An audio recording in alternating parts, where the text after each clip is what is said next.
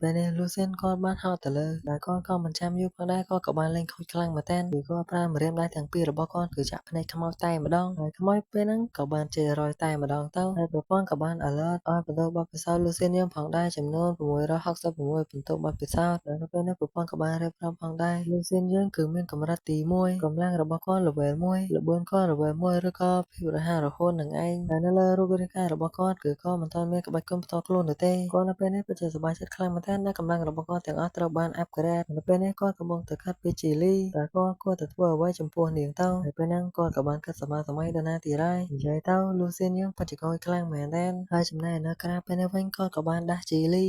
ភ្ញាក់ឡើងហើយជីលីនៅពេលហ្នឹងនាងក៏បានភ្ញាក់ផងដែរក៏បានសួរទៅលូស៊ៀនយ៉ាងថាតើនៅពេលនេះខ្មោចមនុស្សទៅណាបាត់ហើយលូស៊ៀនក៏បានប្រាប់ទៅនាងវិញថាក៏បានដោះស្រាយជាមួយនឹងខ្មោចនោះរួចរាល់ហើយជីលីពិតជាសប្បាយចិត្តខ្លាំងមែនទែនហើយទទួលប្រុសយើងគឺជាវីរៈបុរសតែម្ដងវីរៈបុរសជីសេះសជួយសង្គ្រោះនាងចេញពីខ្មោចនិយាយទៅគាំងខ្លាំងមែនទែនពេលហ្នឹងនាងក៏បានសួរទៅលូស៊ៀនយ៉ាងថាតើនៅពេលនេះពួកយើងធ្វើអ្វីទៀតទៅលូស៊ៀនបានប្រាប់ទៅនាងថាខ្ញុំនឹងប្រមូលអាវុធរបស់ពួកគេទុកហើយនៅសល់ប្រមាណទៀតនាងឆាប់យកទាំងអស់ទៅជីលីក៏បានអរគុណទៅលូស៊ៀនយើងផងដែរពេលនេះពួកគេទាំងពីរកំពុងតែរើកកាយសារសពទាំងអស់នឹងសុកសោកក៏បានប្រទះឃើញនឹងសិប្បក្បាច់គុនមួយហើយសិប្បក្បាច់គុនហ្នឹងគេឲ្យឈ្មោះថាគឺជាម្រាមដៃពេលតមុនពេលនេះ system ក៏សួរផងដែរថាចង់រៀនដែរឬទេលូស៊ៀនក៏បានចោទយល់ព្រមតែម្ដងហើយនៅពេលហ្នឹងគាត់ក៏បានបើកភ្នែកមកវិញហើយក៏បានបញ្ចេញថាមពលនៃស្នៀតមួយនេះផងដែរគឺស្នៀតម្រាមដៃវេទមន្តនឹងឯងដែលធ្វើឲ្យកញ្ញាជីលីនៅពេលនេះពិតជាភ្ញាក់ផ្អើលគ្រាន់តែមើលសិភៅពីរដងតែប៉ុណ្ណោះចេះស្នៀតនេះបាត់ទៅហើយគាត់គឺជាមនុស្សដ៏កម្រពិតមែនណែលូស៊ៀនយើងនៅពេលនេះក៏គាំងផងដែរប្រព័ន្ធហើយប្រព័ន្ធតើឯងឲ្យខ្ញុំរៀនបច្ចេកទេសមួយនេះលឿនម៉េចភ្លាមកញ្ញាជីលីក៏បានរត់ដេញតាមគាត់តែម្ដងហើយគាត់ទៅវឹកហាត់ពីអ្នកនាងទៅនាងធ្វើថ្នមទេក៏ប៉ុន្តែទូប្រុសរបស់យើងបានបដិសេធនិយាយទៅខ្ញុំហួសចិត្តនឹងកញ្ញាជីលីខ្លាំងមែនទែនលូស៊ៀននៅពេលនេះកំពុងតែគិតថាម្រាមដៃវេទមន្តនេះមិនអាចធ្វើអ្វីទៅលើនាងបានទេផ្ទុយទៅវិញធ្វើឲ្យនាងរំភើបទៅវិញពេលហ្នឹងជីលីឃើញទូប្រុសយើងងាកទៅមើលនាងយូរពេកនាងក៏បាននិយាយថាហេមើលមកនាងធ្វើអីអាដឹងនាងអៀនទេលូស៊ៀនយើងក៏និយាយថាជុំមើលហើយមើលទៅបើសិនជាលូស៊ៀនយើងនិយាយឲ្យខុសទៀតប្រកាសជាជេររយហើយនៅពេលនេះពួកគេកំពុងតែដើរបណ្ដាហើយក៏និយាយពីដំណើរដើមតងបណ្ដាទូប្រុសយើងកំពុងតែល្អហើយហើយអ្វីខ្ញុំឆោតសុកបែរជានាងចាប់ខ្ញុំទៅវិញពេលនោះនាងក៏បានខឹងហើយបើនាងចាប់ហើយមិនទៀតចងបើសិនជាពេលនោះនាងផ្លាស់ប្ដូរចិត្តសម្លាប់គាត់នោះគាត់នឹងស្លាប់បាត់ហើយយើងចាប់ទុកថាសំណាងរបស់លោកទៅចោះដែលនាងមិនសម្លាប់នោះព្រោះឯនៅពេលនោះដោយសារតែនាងត្រូវបានឃាតករដេញតាមនាងចង់បំបត្តិផលតាំងទាំងអស់នៅពេលដែលនាងកំពុងតែស្ដីឲ្យលូស៊ៀនយ៉ាងហ្នឹងក៏បានឃើញទៅមុខលូស៊ៀនយ៉ាងធ្វើមុខចឹងទៀតនាងឈប់និយាយតែម្ដងក៏បានគិតចិត្តវិញអាយ៉ាសង្ហាណាប្រុសសង្ហា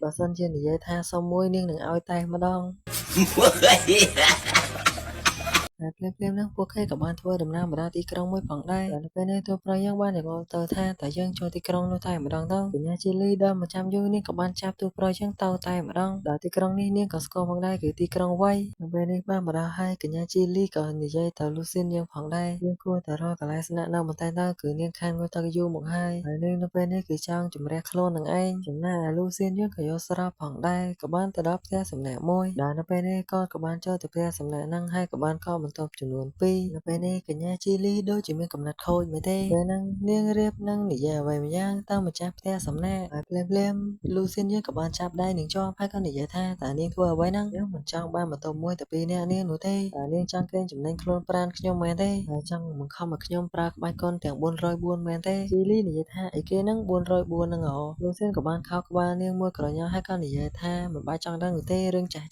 ភ្លាមក៏មានអាប៉ែមួយបានមកដល់ផ្ទះសំណាក់នេះផងដែរគាត់សួរទៅម្ចាស់ហាងថាតើមានបន្ទប់ទំនេរដែរឬទេគឺគាត់ចង់កក់មួយផងដែរលូស៊ៀនបានកលេសទៅមើលគាត់ហើយក៏ស្គាល់គាត់ផងដែរគឺគាត់មានឈ្មោះថាមូរងយ៉ាងគឺជាគ្រូបង្រៀននៅភូមិណូវេស្រុកឈៀនមូម្ចាស់គ្រប់គ្រងនៅទីហ្នឹងក៏និយាយថាសូមអ្នកនៅចាំបន្តិចទៅខ្ញុំជូនពីអ្នកនេះទៅរកបន្ទប់ស្នាក់នៅបន្តិចសិនចំណែកឯនៅពេលនេះបុរសម្នាក់នេះក៏បានចាប់អារម្មណ៍នឹងដាវរបស់ជីលីផងដែរកាលមកដល់នៅប៉ែសមងក្រោយមកពេលនេះលូស៊ៀនយើងកំពុងតែសម្រាកហើយក៏កាត់ពីរឿងរ៉ាវផងដែរមើលទៅគាត់ប្រហែលជាស្លាប់នៅជីវិតពិតហើយគាត់បានឆ្លងចូលទៅក្នុងពិភពលោកហ្គេមជាសំណាងល្អនៅពិភពលោកពិតគាត់បានតែងការធានារ៉ាប់រងមួយនៅពេលដែលគាត់ស្លាប់នេះមើលទៅប្អូនស្រីរបស់ខ្ញុំប្រហែលជាសោកសៅខ្លាំងហើយប៉ុន្តែខ្ញុំសូមទោសនាងផងនាងត្រូវតែរឹងមាំខ្ញុំនៅពេលនេះគឺរស់ក្នុងពិភពលោកនេះសុខសាន្តហើយខ្ញុំនៅពេលនេះក៏រឹងមាំផងដែរភ្លាមទ្វារបន្ទប់របស់គាត់ក៏បានបើកហើយនៅពេលនេះជីលីបានមកសួរគាត់ថាលូស៊ៀនចង់ទៅជាមួយនាងដែរឬទេគឺនាងបំរុងនឹងយកអាវុធទាំងអស់នេះយកទៅលក់លូស៊ៀនបានតបទៅវិញថា ថា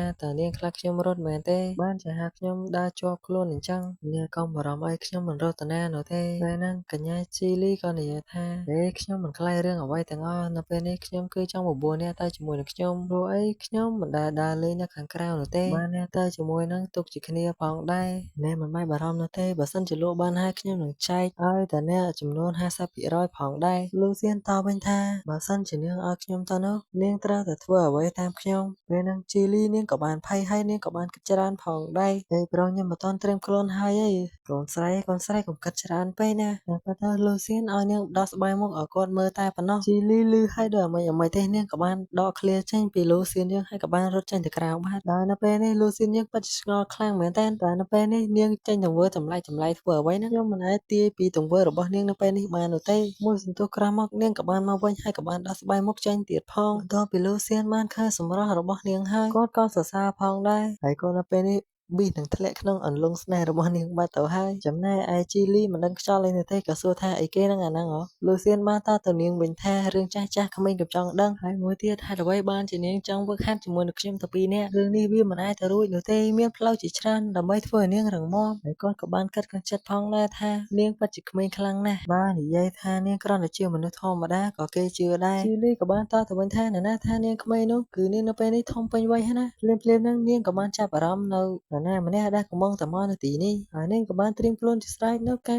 រទប់ទល់ជាមួយនឹងម្នាក់ហ្នឹងក៏ប៉ុន្តែប្រព័ន្ធបានលោតមកថាមិនមានការគម្រាមកំហែងអីនោះទេជីលីបាននិយាយថាបើសិនជាឯងហ៊ានចូលមកនោះយើងនឹងកាប់សម្លាប់ឯងតែម្ដងហើយលូសៀនក៏បានមកខត់នាងហើយក៏បាននិយាយថានោះមិនមែនជារឿងដែលនាងគិតនោះទេវាគ្រាន់តែជាការយកច្រឡំហើយក៏បានបើកទ្វាររាក់ទាក់ទៅម្នាក់ហ្នឹងដែលនៅក្រៅទ្វារហើយខ្ញុំក៏សូមប្រាប់បារម្ភម្នាក់ដែលនៅក្រៅទ្វារហ្នឹងផងដែរដែលមានឈ្មោះថាមូរងយ៉ាងដល់នៅពេលនេះគាត់ក៏បានដើរបរទៅក្រៅវិញដល់និយាយថាគាត់មកច្រឡំផ្លូវហើយមូរងយ៉ាងមុនហ្នឹងក៏បានគិតនឹងថាគ្រាន់តែគាត់ក៏លែងមើលមុខលូសៀនតែមួយផ្លែតែប៉ុណ្ណោះអ្វីបានជាធ្វើឲ្យគាត់មានអារម្មណ៍ចម្លែកម្ល៉េះមកពីថាមពលផ្លូវចិត្តរបស់គាត់អត់មែនទេយូលីបាននិយាយថាពេលនេះនាងទៅហើយលូសៀនបានតទៅវិញថាទោះបីជានាងទៅក៏ដោយយើងគួរតែប្រុងប្រយ័ត្នជាមួយនឹងនាងផងដែរហើយនឹងប្រពន្ធក៏បានប្រាប់ផងដែរថាដើរពណ៌លឿនដែលជីលីកំពុងតែស្ពាយហ្នឹងគឺដើមហ្នឹងគឺវានៅកម្រិតទាបនោះទេហើយត្រូវបានកត់សម្គាល់ដល់អ្នកហាត់ក្បាច់គុនម្នាក់នោះគឺជាមូរងយ៉ាងនឹងឯងហើយនៅពេលនេះលូសៀនក៏បាននិយាយថាមិនខុសនោះទេពិភពធានវងមួយនេះគឺនៅតែជាពិភពដែលខ្ញុំធ្លាប់ស្គាល់វាគ្មានអំពើសុចរិតនោះទេពេលហ្នឹងគាត់ក៏បាននិយាយទៅជីលីថាតើនាងមានកត់សម្គាល់អ្វីចំពោះនារីម្នាក់នោះដែរឬទេតាមពិតទៅគាត់គឺជាអ្នកហាត់ក្បាច់គុនម្នាក់ដែលធ្វើឲ្យជីលីនៅពេលនេះពិតជាផ្អើលជាខ្លាំងលូសៀនក៏បានឲ្យនាងស្ងាត់បន្តិចទៅកុំនិយាយឮពេកប្រយ័ត្ននាងឮមកវិញណាពេលហ្នឹងដែលធ្វើឲ្យជីលីនៅពេលនេះពិតជាការទៅសារលូសៀនយ៉ាងខ្លាំងមែនតើដឹងពីរឿងនេះហើយនាងក៏សួរថាតើលូសៀនដឹងដល់របៀបណាលូសៀនក៏បានចង្អុលទៅដាវរបស់នាងដល់និយាយថាប្រហែលមកពីដាវនោះហើយធ្វើឲ្យជីលីនៅពេលនេះពិតជាឆ្ងល់ហើយក៏សួរទៅលូសៀនយ៉ាងថាតើមានបញ្ហាអ្វីជាមួយនឹងដាវរបស់ខ្ញុំមែនទេពេលហ្នឹងធ្វើឲ្យលូសៀនរបស់យើងពិតជាឈឺក្បាលនឹងនាងខ្លាំងមែនតើបាននិយាយរៀបរាប់ពីច្រើនអំពីបញ្ហាហ្នឹងទៅចំណែកឯជីលីនៅពេលនេះពិតជាកោតសរសើរលូសៀនយើងថែមទៀតបើសិនជាលូសៀនយើងខ្លាចជាគ្រូរបស់នាងប៉ុន្មាននាងនឹងខ្លាចជាអ្នកខ្លាំងហើយនឹងទៅសងសឹកឲ្យឪពុកម្ដាយរបស់នាងនិងក្រុមគ្រួសាររបស់នាងប៉ុន្តែលូសៀនបាននិយាយថាมันសំខាន់នោះទេបញ្ហានៅពេលនេះដោះស្រាយឲ្យរួចសិនទៅហើយភ្លាមហ្នឹងយើងក៏បានឮសំឡេងឬក៏សន្តិសុខនៅខាងក្រៅហ្នឹងបាននិយាយនៅពេលនេះយប់ហើយប្រយ័ត្នខ្មោចលងពុកតែប៉ុន្តែម្នាក់ហ្នឹងកំពុងតែបាច់ស្អីគេនេះទេដោយហ្នឹងយើងក៏អាចកត់សម្គាល់បានផងដែរថានៅពេលនេះកំពុងតែមានពិធីបុណ្យសពនឹងឯងជីលីបានឃើញពិធីបុណ្យសពនេះហើយនាងក៏បាននឹកដល់ម្ដាយឪពុករបស់នាងតែម្ដងដែលធ្វើឲ្យលូសៀនយើងបាននិយាយថាមិនអីនោះទេហើយលូសៀនក៏នឹកដល់ប្អូនស្រីរបស់គាត់ផងដែរដែលនៅពិភពមួយទៀតប៉ុណ្ណឹងណាប្អូនស្រីរបស់គាត់យ៉ាងម៉េចទៅហើយភ្លាមជីលីក៏បានហៅលូសៀនឲ្យមកមើលនេះណែពេលនេះដាវរបស់នាងកំពុងតែកម្រើកឬក៏បញ្ចេញចលនាហើយដែលប្រព័ន្ធក៏និយាយផងដែរថានៅពេលនេះកំពុងតែវិញ្ញាណពីរកំពុងតែប្រយុទ្ធគ្នាដែលលូសៀនក៏គិតផងដែរថានេះគឺជាឱកាសល្អរបស់គាត់ហើយគាត់ក៏បាននាំជីលីចេញតាមបង្អួចតែម្ដងដែរនិយាយថាបញ្ញាប់ឡើងដែលធ្វើឲ្យជីលីនៅពេលនេះសួរទៅថាតើគាត់នាំនាងទៅណាលូសៀនតទៅវិញថាយប់កណ្ដាលត្រៀតបែបនេះហើយច្បាស់ណាស់គឺទៅជួបខ្មោចជីលីបានស្ដាប់ឮហើយក៏សន្លប់តែម្ដងដែលធ្វើឲ្យលូសៀនចាប់នាង3ហើយក៏និយាយថាក្មេងស្រីខ្លាចខ្មោចឯងចំណែកលូសៀននៅពេលនេះគិតទេថានេះគឺជាឱកាសរបស់គាត់ហើយនៅទ្វីបធានវងមួយនេះភ្លាមជីលីក៏បានភ្ញាក់ឡើងវិញក៏និយាយឡើងថាតើគាត់នាំនាងទៅណាលូសៀនថាច្បាស់ណាស់គឺនាំនាងទៅជួបខ្មោចនឹងឯងបន្តមកនាងនឹងខ្លាចជាសិស្សរបស់ខ្ញុំពេញលេញជីលីបានគិតក្នុងចិត្តថានៅពេលនេះខ្ញុំគួរតែទ្រាំបន្តិចហើយទោះបីជាឃើញអ្វីក៏ដោយក៏ត្រូវតែទ្រាំដែរបន្ទាប់ពីមកដល់កន្លែងមួយហើយពេលនោះជីលីក៏បាននិយាយថាបាទជាសមនឹងអ្នកហាត់ក្បាច់គុនពិតមែននៅពេលដែលកំពុងតែមានការប្រយុទ្ធវិញ្ញាណនឹងវិញ្ញាណហើយនោះគាត់តែនៅស្ងៀមហើយយាមខ្លាំងទ្វារពេលហ្នឹងមូរងយ៉ាងក៏បានងាកមកហើយក៏និយាយថាតើមានអ្វីខុសប្រក្រតីមែនទេចំណែកជីលីនៅពេលនេះពិតជាគាំងនឹងទង្វើរបស់អ្នកហាត់ក្បាច់គុនរបស់នាងខ្លាំងមែនទេហើយលូសៀនក៏បាននិយាយថា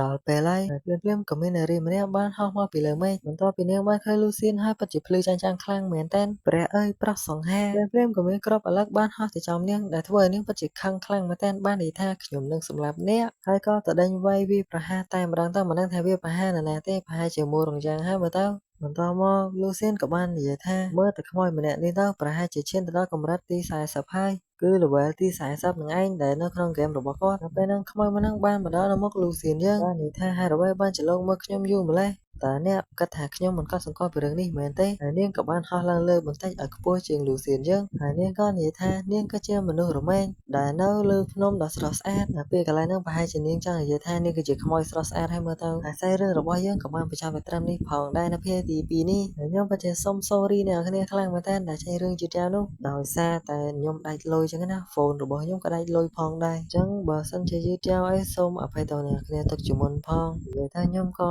មិនចង់ឲ្យវាយូរដែរក៏ប៉ុន្តែវាដាច់លុយពិតហ្មង